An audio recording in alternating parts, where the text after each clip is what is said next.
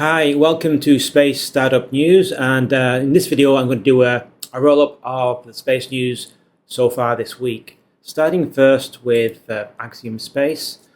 Axiom Space is building a commercial space station as a replacement for the International Space Station, along with various other companies such as ViaSat and Starlab. So they've got proposals to build habitation modules and also power and propulsion modules. They have an observation window and so on. They partnered with various other companies like Redwire and the Rovers solar power arrays that I mentioned in my previous video on gigawatt data centers in space. Axiom is also interested in data centers in space, and they've got the Axiom Orbital Data Center module. But they've just recently signed an agreement. If I can bring it up here, let's have a look at this. Put myself in the corner.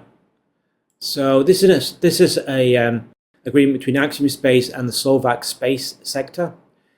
The reason I found this interesting is they do mention in the memorandum about a collaboration on the development of orbital data centers. And the AIM agreement will also support satellite construction, suborbital and orbital launch services, and development and hosting of research payloads. So I find that quite interesting based on the discussion earlier this week on orbital data centers from Jeff Bezos. As I said in the video, I don't think it's possible to go to 1 gigawatt data centers anytime soon, but certainly you can start with a much smaller one and gradually either build on it, add to it, or build larger data centers as the technology improves and launch costs go down. Moving on to the next story this week, we have a story on iSpace. There's quite a few different things to mention about iSpace this week. So first of all, this is from their official website, and iSpace and Magna Petra Corporation signed Payload Services Agreement to deliver NASA's M-SOLO instrument on the moon. So I've covered Magna Petra previously. It's one of the two companies I've covered that are mining helium-3 or hope to mine helium-3 on the moon to return to Earth for sale, for commercial sale. So Magna Petra is probably less well known than Interim.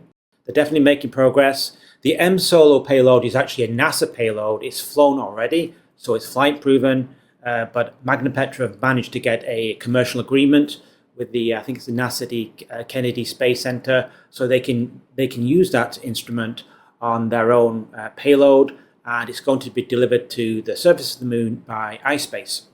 So in the agreement, they say it will carry NASA's M-SOLO instrument to the lunar surface on Mission 3 rover. The mission will provide Magna Petra with first-of-its-kind data on helium-3 and other lunar volatiles, and it will help to the commercialization of helium-3 isotopes from the lunar surface. It's been developed by NASA, and it stands for the Mass Spectrometer Observing Lunar Operations Instrument. And it will be delivered to the surface of the moon on Mission 3 on a lunar micro rover platform that iSpace is developing for this mission. And I believe it's the European office of iSpace. And it contributes to iSpace's larger vision for a resource-based lunar economy. And as I mentioned previously, M-SOLO is a flight-proven compact mass spectrometer, and the reason they want to harvest helium-3 and return it to the Earth for sale, commercial sale, is it has a number of uses on Earth, such as providing critical cooling for quantum computing systems.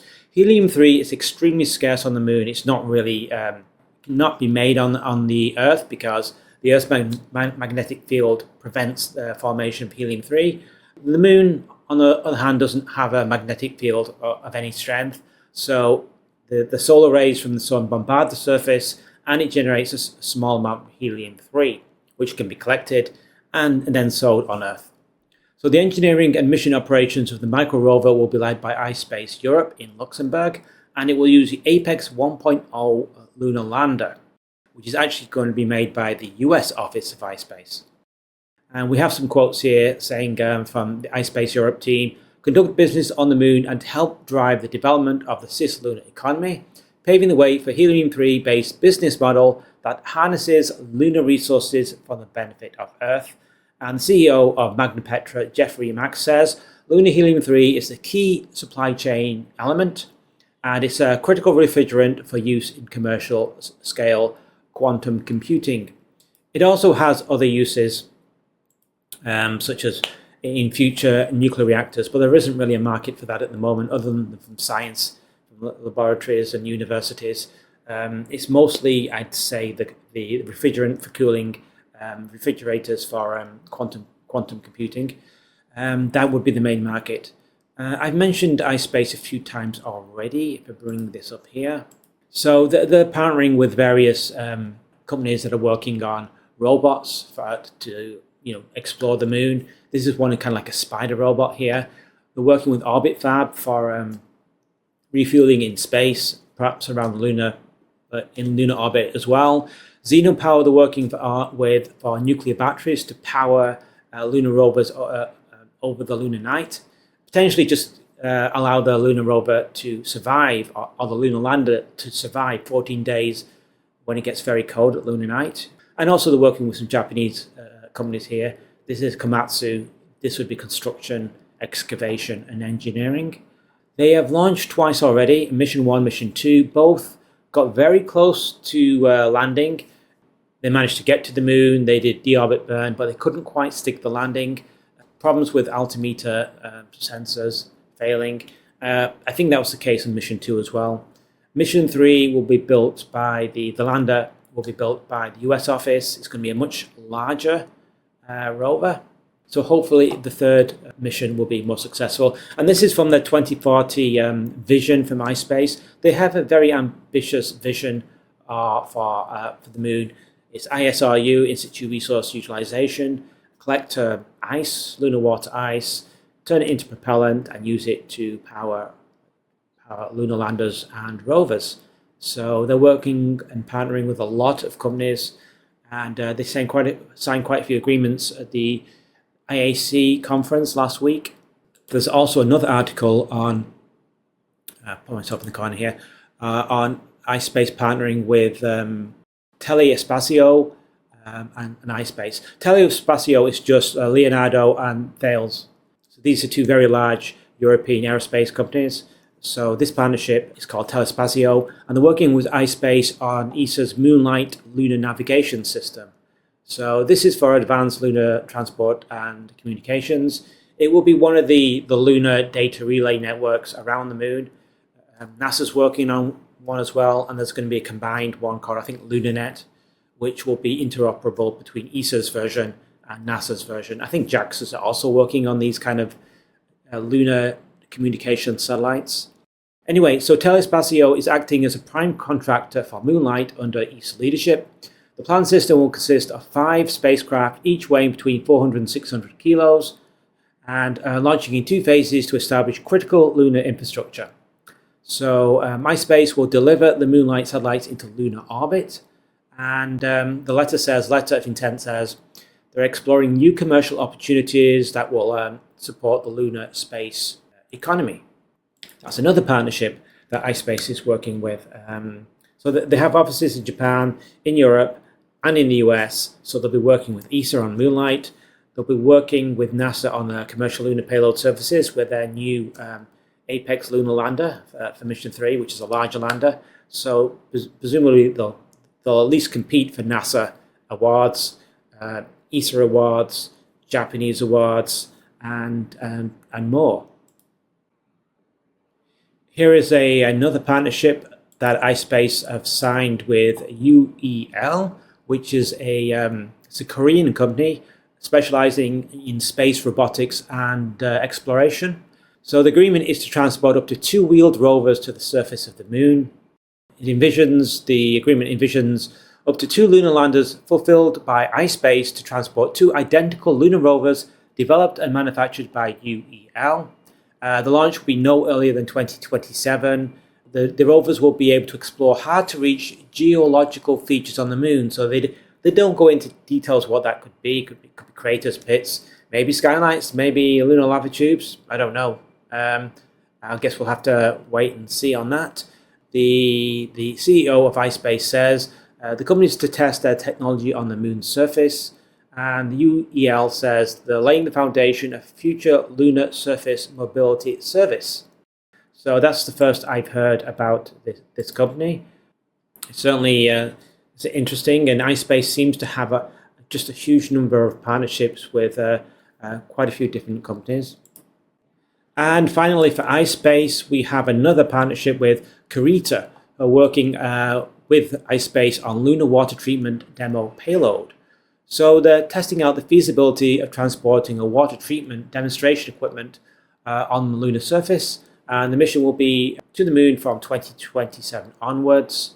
Kurita have already demonstrated space water recovery system for use on the International Space Station, and the prototyping testing of water purification and electrolysis processes for the realization of a lunar propellant production plant.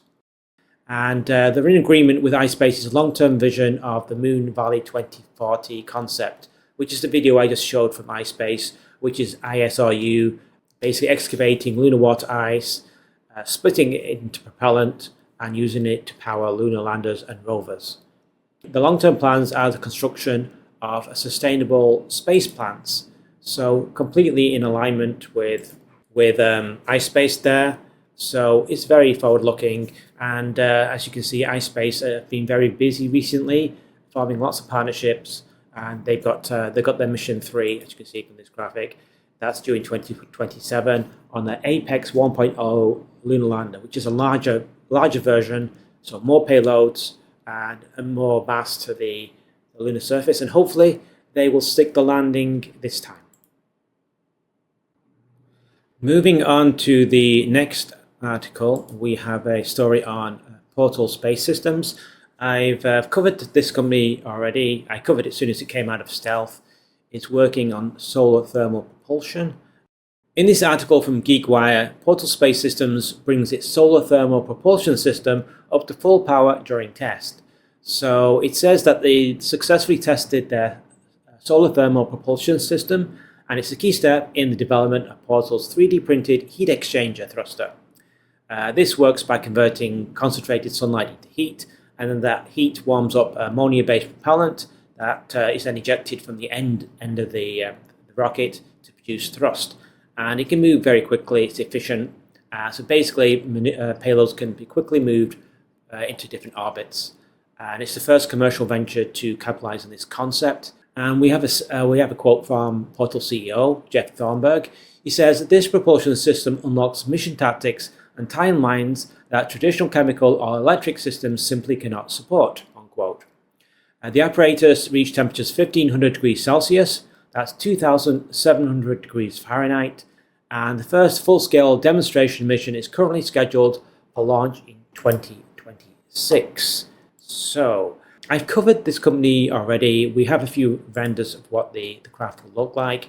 So you can see there's 2 giant solar reflectors. That just reflects the sunlight onto the heat exchanger, which gets very, very hot. And that will then convert the propellant into plasma, and it gets ejected out of the engine very, very quickly. And here's another render of what it looks like. So it's quite efficient. It produces more thrust than an ion thruster, and it's more efficient than a chemical engine. So here's the breakdown in terms of thrust. So it's better than an ion thruster. You look at the difference. It's hundreds of times better. It's in the range of chemical thrusters for satellites. 50 to 200. It's in the lower range. Obviously, nothing compared to like a chemical engine, second stage, first stage. But it is efficient. So it is a new type of propulsion. So then moving on to another story on Starlab. This is a consortium of Voyager in the US, MDA in Canada, Mitsubishi in Japan, and Airbus in Europe, and some other partnerships as well. They showed at the IAC the full mock-up, the full-size mock-up. I don't know if it's full-size, but a large mock-up of their Starlab habitat. We also have news from Northrop Grumman that they're testing their Cygnus cargo platform that it can successfully dock with a Starlab station. So here on the left, you've got the Starlab docking port, And here on the right, you've got like the Cygnus working on the software that it can automatically dock and deliver cargo to the Starlab space station. We have an article from Space News talking about the unveiling of the full-scale mock-up of the commercial space station. So yeah, this was unveiled at the IAC, the International Astronautical Congress, that just finished in Australia. We're showing how large the station is going to be, 100% of the capacity of the International Space Station. Voyager is the lead, I guess a primary contractor for this Starlab station, and they're saying it's 7.8 meter diameter station. Down here they say it's three 2.2 meter tall levels, 2 observation windows orientated towards Earth and 2 aimed at the horizon. We have a quote here from Starlab Space saying, "We've already had quite a few customers that are booking space on Starlab. We're operating in a real estate mode. We'll lease the majority of the space in mid-deck lockers to the customers for the duration that they have experiments up there," unquote. Starlab also will offer customers access to microscopes, centrifuges, cold storage, and other equipment and supplies. And as mentioned, this is Northrop Grumman practicing an approach to the Starlab space station's docking port. And they successfully performed the rendezvous, proximity, operations, and docking demonstration with Starlab. And Northrop Grumman is adapting Cygnus, that's their cargo delivery system. So they launch on, it used to be Antares, now they're launching on the SpaceX's Falcon 9 until they develop their own medium lift vehicle, Ellipse, in partnership with Firefly Aerospace. But their cargo delivery system is supplying cargo to the International Space Station. It's been very successful, but they also obviously want to branch out to support the commercial space stations. So they're working on that.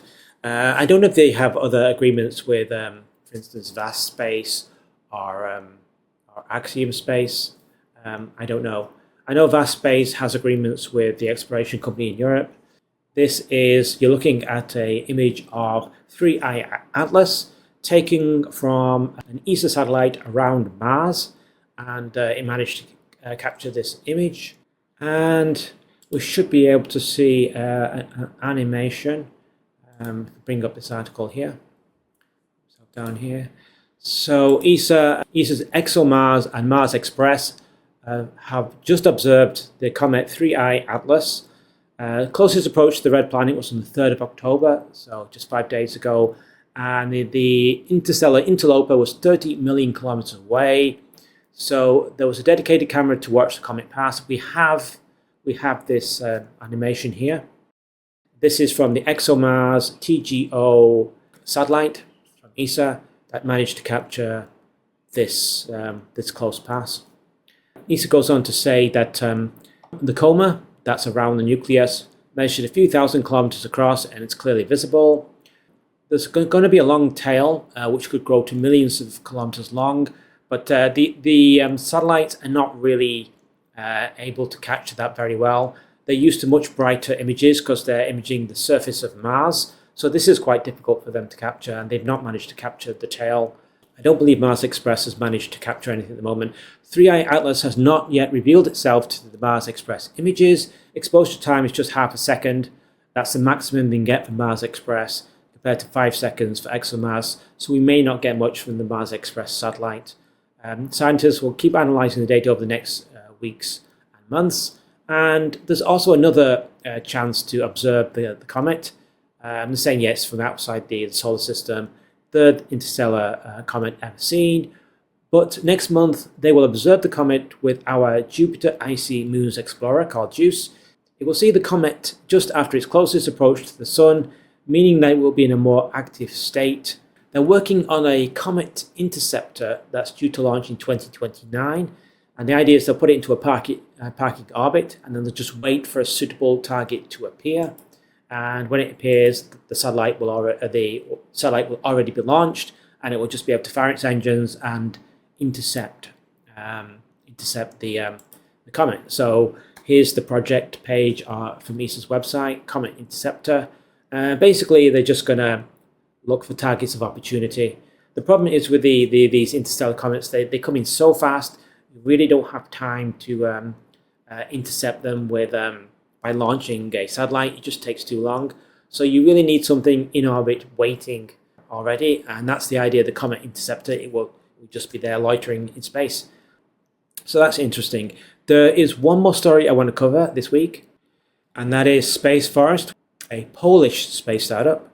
Bring it up, you can see an image of their suborbital rocket, Interim rocket. There's an article here I want to bring up. It's saying that SpaceForest aims to capture 70% of the European demand for suborbital flights. That's a pretty ambitious goal, 70% of the European demand. They've flown 2 times in 2023, but at various mid-flight anomalies. So they can fly missions between 100 and 200 kilometers, which represents about 45% of the European demand. And their upgraded version could meet mission requirements for 70% of the total demand in Europe for these suborbital flights. And the 50 kilo capacity is sufficient for multiple customer missions.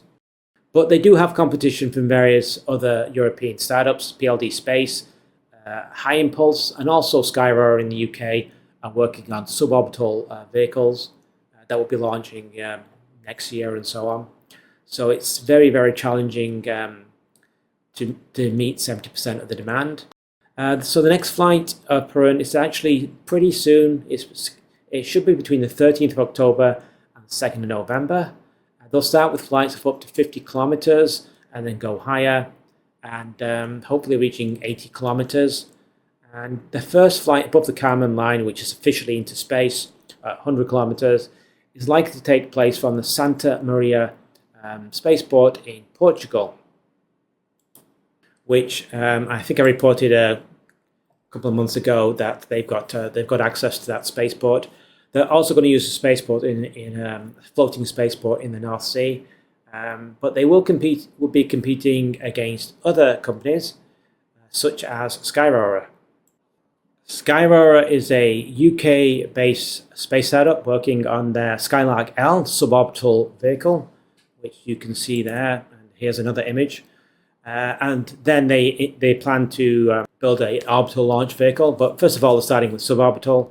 So they've been testing this vehicle for a while. It flew in Iceland a couple of years ago, but they now have a UK launch license. They got that in August this year, and they'll be flying in 2026. So there is a news story I want to cover about them. Bring up the article here. ViaSat is working with Skyrora on upcoming mission after UK grants launch license. So ViaSat is working on its in-range service, which is a telemetry solution for Skyrora's demonstration launch. So Skyrora is the first UK manufacturer to receive a launch license. We'll have a future suborbital demonstration of Skyrora's Skylark L launch vehicle, and the in-range system provided by ViaSat provides a continuous flow of telemetry data during rocket launch, from rocket flight from launch to payload delivery, and it will provide consistent and reliable connectivity from space.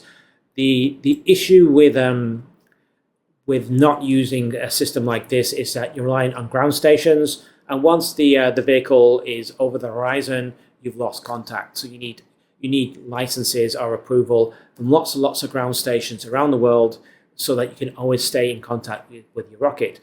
Unfortunately, that's quite expensive. So this is an alternative solution. You've got this piece of technology, and it will communicate with ViaSat satellites, I guess, and beam down the telemetry to your mission control center. It doesn't matter where the rocket is, it's covered by a ViaSat. So I think that's the idea behind it. The Civil Aviation Authority granted the Scottish company a license to launch and operate its suborbital Skylark L rocket from the Saxford spaceport in Shetland. And it's got a license to launch as many as 16 times per year by 2030. And the CEO of Skyrora said that it will save launch companies millions of pounds, but also give them flexibility by improving their visibility of telemetry data throughout the flight. There we go with that. So I think that is everything I want to cover in space news this week. So thank you for watching, and I'll be working on another video later starting from tomorrow, probably out on Friday. And I think that will be lunar infrastructure. I think it will be talking about minimal lunar infrastructure. So yeah, please watch that when it's out, and I'll see you next time.